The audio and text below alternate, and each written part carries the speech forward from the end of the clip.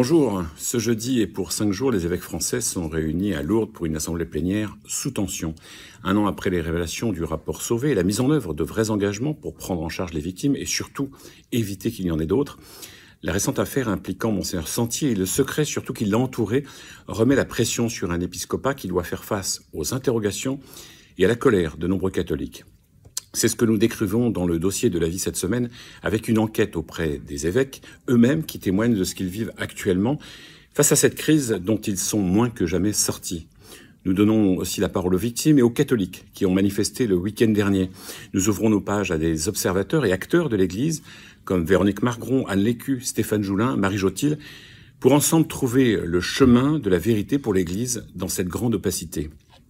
Un an après des engagements courageux et résolus, il y a encore une réelle attente pour que ce soit l'ensemble de l'épiscopat qui réagisse.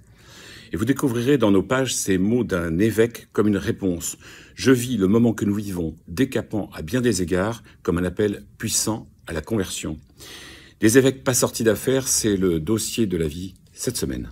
Cette semaine, dans France Catholique, nous vous proposons un dossier sur Fra Angelico. Fra Angelico, immense peintre, évidemment très connu, en tout cas on connaît ses peintures qui sont lumineuse et admirable, mais lui, le connaît-on vraiment? N'est-ce pas un peintre un peu éthéré dont le moteur nous semblerait un peu inconnaissable? En réalité, il n'en est rien puisque c'est un peintre qui s'est nourri à la pensée de saint Thomas d'Aquin notamment, et donc il a puisé son inspiration dans une très grande intelligence de la foi, dans la prière aussi, puisqu'il faisait partie d'un des couvents les plus observants de Florence, couvent dominicain qui cherchait alors, dans une époque troublée, à retourner aux sources de la foi, retrouver les sources de la foi.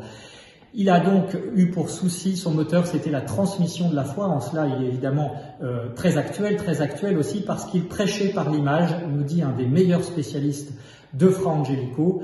Ne boudons donc pas notre plaisir et savourez ces quelques instants de finesse que nous vous offrons à travers la lecture de France Catholique cette semaine. Cette semaine dans Réforme, comme vous, nous constatons un monde qui est un peu en crise, un monde divisé, parce que même les résultats au Brésil sont encourageants, parce qu'évidemment, Bolsonaro était une inquiétude pour le monde entier, et pas seulement pour le Brésil, mais un pays divisé dans un monde divisé. Division aussi au Parlement, blocage, posture, un peu de provocation, bref, un monde où on n'arrive plus à se parler. Un monde où c'est plutôt le chacun pour soi que le construire ensemble.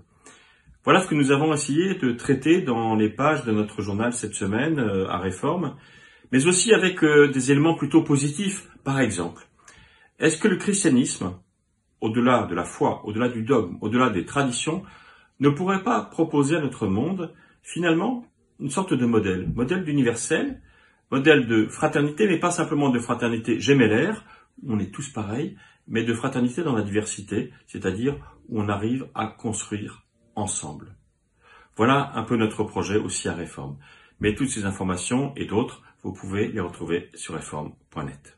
Bonjour, la mort est l'un des grands mystères de la vie. C'est ce qu'explique dans Famille chrétienne cette semaine une religieuse engagée dans les soins palliatifs. En ce mois de novembre, plus particulièrement dédié aux défunts, nous nous penchons sur la bonne mort. Que signifie donc cette expression issue de la tradition chrétienne?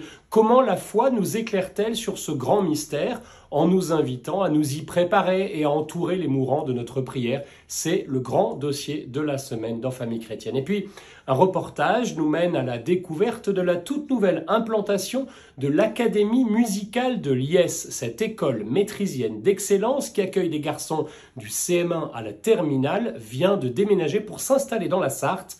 Plus qu'une école de musique, c'est une véritable école de vie. Voilà, c'est à retrouver dans Famille chrétienne et sur famillechrétienne.fr.